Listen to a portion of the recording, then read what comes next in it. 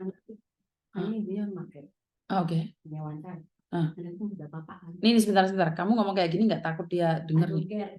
Okay. Karena ini harus ditangani. Anak ini yang harus diselamatkan. Karena aku punya teman bule yang Pak RT lah ya. Tapi you need to save the kid. Kidnya umur berapa? Itu sampai aku nggak pernah di rumah. Ya nggak pernah di rumah mboknya itu. Anak itu di mana? Itu cuma mempergunakan suka yang narsis gitu loh.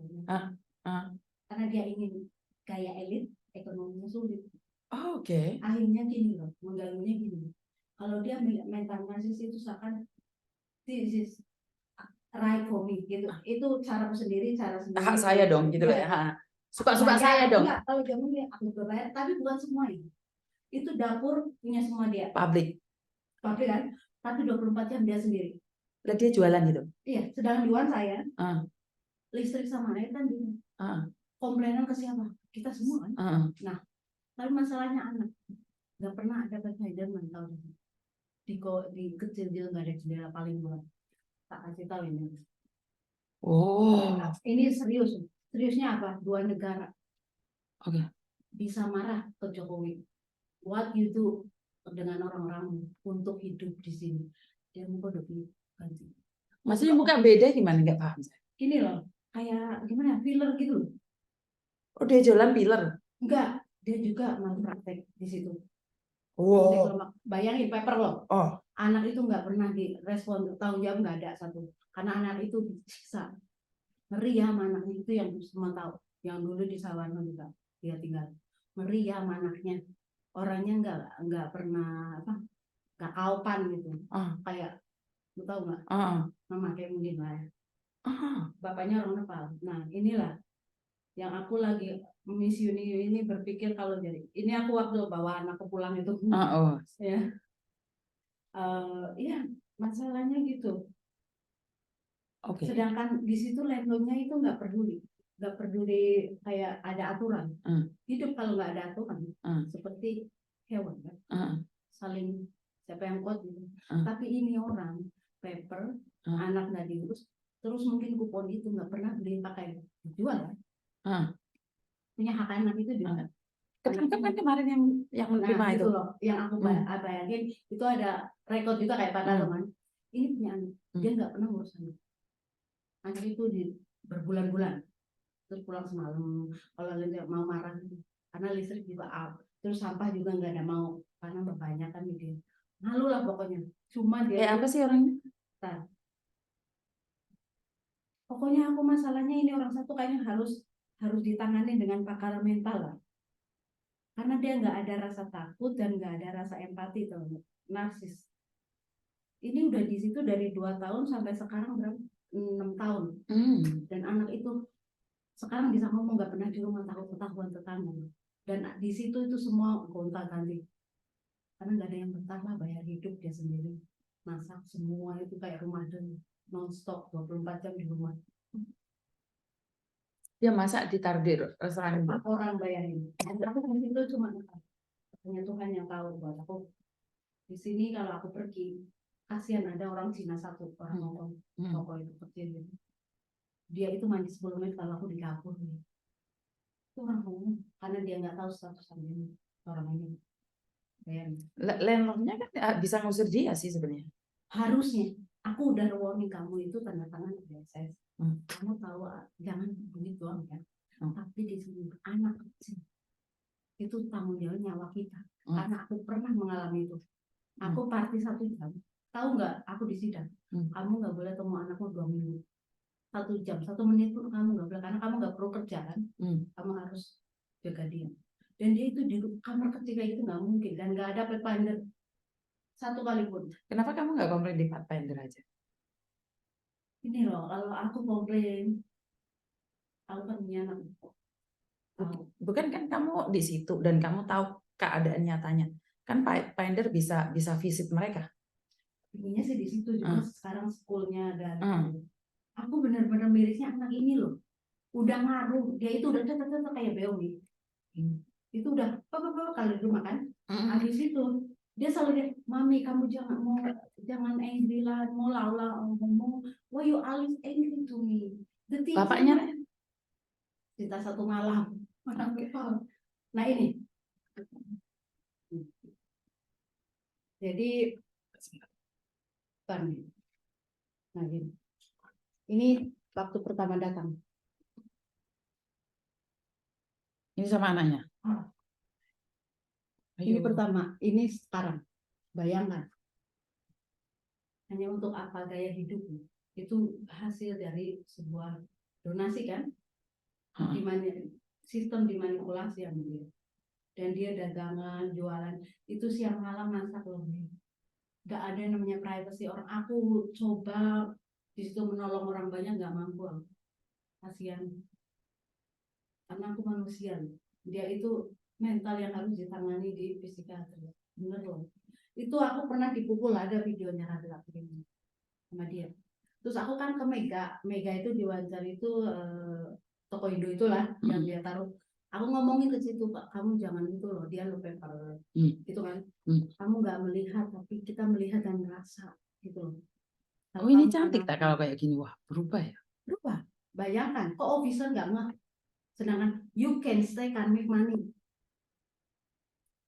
Nah, kamar itu aja dia kadang selain 80 per hari. Dianya numpang di rumah. Bayangkan itu ada anak kecil di situ. Itu efek udah ada anak itu. Total harus ada psikiatri sana yang memang nanyain what is your mommy doing? Itu mukul dia. Dulu waktu kecil tetangga itu sampai bilang kecil, aku takut anak itu. Sekarang itu kena pintu biru matanya. Itu yang aku jadi mirisnya itu anak itu. Namanya bagus banget ya dia. Nama aslinya dia bagus banget. Siapa? Nama dia. Ya, itu anak Lampung. Nah gini loh masalahnya di sini. Ini anak kecil ini harus ditangani. Lah kenapa kamu nggak infokan Pathfinder? Kan kamu tahu alamatnya, jelas semuanya kegiatan. Nggak, aku juga lagi ada banyak masalah sendiri gitu. Toh ya, selesaikan masalahmu sendiri. Betul. Jadi karma. Oh jangan. Ya ada anak, aku ada anak. Iya. Jadi gitu. Tapi untuk orang luar sana yang gimana ya? Kalau itu sistem dimanipulasi, dia itu hak anak itu diambil terus dia masak, itu semuanya nggak peduli dia. Kayak orang udah nggak peduli, kayak empati itu nggak ada, narsis. Yang harus ditanya, dan anak itu pasti kalau ada kejiwaan anak, dia pasti ngomong, yes, mommy beat me. Semua tahu, ngeri sama anaknya. Semua tahu. Ini hak anak loh. Bukan masalah apa. Hak anak itu, aku lihat sendiri, aku merasa sendiri dalam 6 tahun di situ itu, anak itu sekali di setengah jam aja dia nangis. Nangis itu dalam semenit dia diem. Apa enggak diisolasi? Kita ngerinya dia itu sampai membunuh gitu anak kecil. Kita sebagai berarang di situ, kenapa kalian nggak ngasih tahu kan?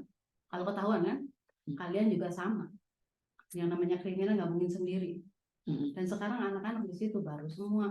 Landlord udah tak kasih tahu, kamu itu ingat, kamu ada anak dan ada istrinya orang Malang.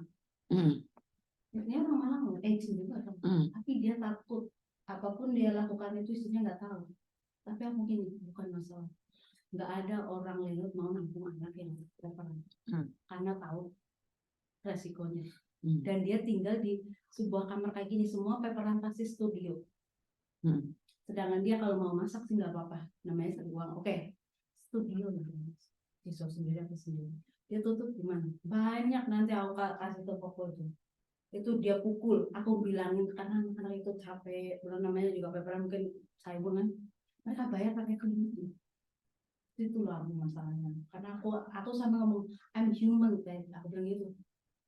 I'm human, and then I can feel how it feels these people tired. Aku bilang gitu. I can't deny that because I don't care about money. Aku nggak perlu duit, karena duit kalau kita ada otak yang waras pasti bisa dikasih. Tapi manusia, morality, aku melihat kayak gitu itu nggak selesai. Kasihan orang-orang sampai ya yang baru yang ini, ya kok dia kayak gini ya, kalau dia itu ya gimana lagi kamu ngomong, nggak ada yang berani ngomong. karena tahu dia nanti mukul. Kamarku aja tendangin, aku aja pukulin. Terus di pasar aku lagi ngasih tahu itu dia mutusin ya. Terus habis itu aku bukannya apa, saya yang merasa kalau kamu mau menerima makanannya, kalau bisa lah gitu. Karena kayak gitu bukan buat daging juga, dia bukan buat makan, enggak, mungkin lah ya buat main, namanya doa itu kebutuhan kan dosis. Tapi dia di belakang itu nendang semua perangkat laut, tendang pukul. Aku diem untuk aku sabar sabar, aku nggak mau mukul balik gitu loh. Itulah dia, siapa yang mau bisa ngomong coba.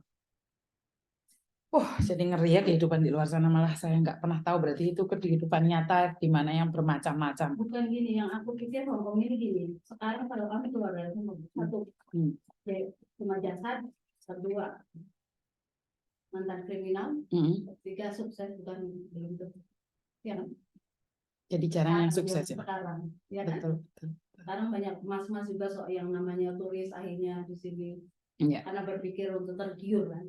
Itulah namanya profil luar. Nah orang ini profil luar dia kepilihnya, jadi kayak profil dia ini wawancara ya, ya kan. Tapi kamu berpikir di saat kamu itu status siapa gitu. Takutnya nih, saya paling sedih adalah takutnya sakit, itu aja sih. Kalau yang lain-lainnya kalau sakit kan pasti ada suatu dan aku sampai di sekolah kan napas kan. Tapi yang masalah gini loh, anak kecil. Ya, maksud saya adalah saat dia sakit itu loh, Mbak. Enggak, dia enggak akan sakit, aku tahu. Tidak. Hidup ini minyak Tuhan. Raksasa gitu. Raksasa dia. Malah temanku yang orang Italian itu bencong katanya gitu. Akhirnya bukan ceweknya yang itu sama katanya. Orang sama. Tapi mereka pikir enggak lah, karena bukan. Sekali lagi saya percaya sakit, karena sakit itu bisa merontokkan semuanya. Tapi tahu aku, karena aku punya kan teman sekolah itu ada itunya nanti. Dia itu di sini kayak dia gitu. Jadi ego sendiri. Narsis gitu. Jadi narsis itu nggak bisa dibayangkan apa itu benar sendiri saat itu nggak peduli, nggak ada orang lain itu nomor 2, 3. Kayak mentalnya dangkal gitu, segitu gitu. Kita menghadapi orang kayak gitu yang harus ditangani.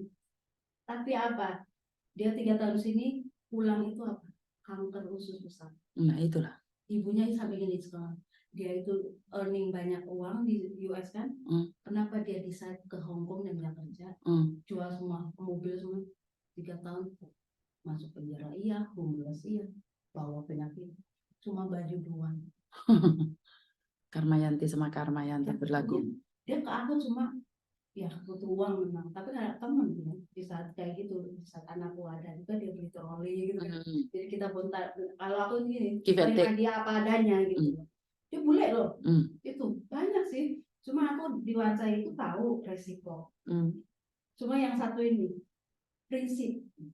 Hidup itu prinsip, karena kamu akan cari uang, gak mungkin Tuhan akan ngasih kamu rezeki kalau tanpa kamu berusaha. Jangan sampai menjolimi imigran, itu aja. Karena imigran jauh dari anak, kalau mereka seorang ibu itu udah sengsara. Umur kita nggak tahu demi anak itu, perkembangan anak itu kita nggak tahu, itu nggak bisa balik lagi waktu. Kedua, kalau orang tua waktu nggak akan balik, tapi kita ingatnya di situ, umur pasti mati. Gimana pun juga kita semua mati, aku nggak takut manusia gitu. Yang ini prinsip itu kuat, kita mencari uang nggak apa. Jangan sampai kamu menjolimi imigran, semua itu aja. Karena karma itu pasti ada. Siap, saya akan ingat-ingat itu. Jangan pernah mendolimi migran. Apa-apa selain imigran gitu, yang jauh dari keluarga itu aja udah tersiksa. Jangan apalagi kamu jolimi ataupun kamu itu sebagai kayak gini, manipulasi untuk kepentingan sendiri.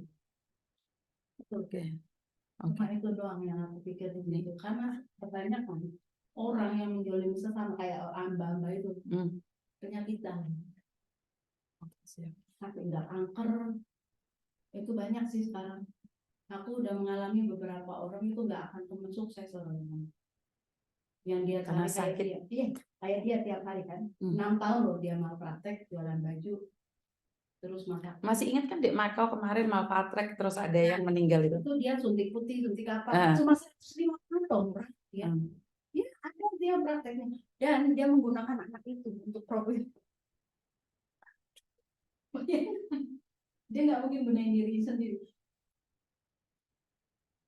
Itu di saat COVID, merajalela Sandegel itu, itu udah Over. enggak, it's not over, it's just hotai. Lah ya terlalu overdosis. Udah Akhirnya overdosis. itu kita disangkanya orang Indo itu, Heeh. disangkanya gitu. Oke, dan aku tunggu. Oke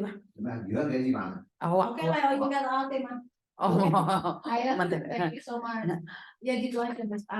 Aku tunggu ini aja. Simpan dulu ini. Heeh. Terus habis itu ini semua kopi. Habis Ini kamu semua sekarang kopi? ke Saiwano, iya. Ini semua kopi kamu kasihkan Kak. Ini nggak boleh ini ya, kamu harus Oh, pegang. ini aku bawa.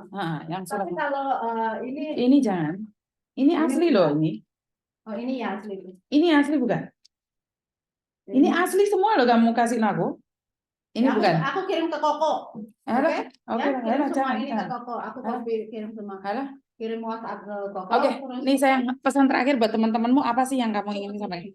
Satu aja hidup di Hong Kong itu, gimana pun kita Sarah itu, jujur itu penting.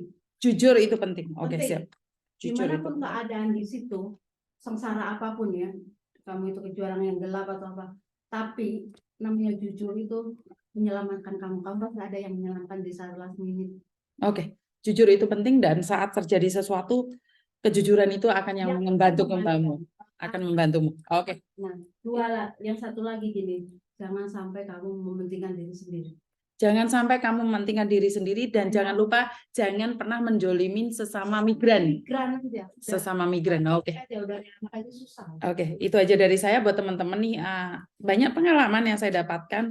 Bukan saya pingin pamer kesombongan atau kepintaran, tidak. Tapi ini adalah pesan secara langsung dan tidak langsung. Dia tetap ngoyok bahwa dia tidak mencuri. Iya, tapi dia ngambil. Ini susah jadi nih. Jadi sampai tukaran sama asernya sampai gemes. Jadi saya nggak bisa ngomong apa-apa. Itu aja dari saya. Kurang lebihnya saya minta maaf. Terima kasih ya Mbak ya karena membagi ilmu. Semoga ya gimana pun juga. Ntar kalau sukses baru dia keluar ya. Maksudnya keluar di kamera ya. Iya. Bahwa sekarang jangan dulu karena dia masih menangani kasusnya. Jujur dan jangan menjolimi sesama, gimana pun juga itu kita sesama lah. Oke. Dari orang tua aja kita susah. Oke, terima kasih dan wassalamualaikum warahmatullahi wabarakatuh. Berkat Tuhan mengalir atas hidup kita semua. Semoga semua makhluk hidup bahagia dan sampai ketemu lagi. Bye-bye.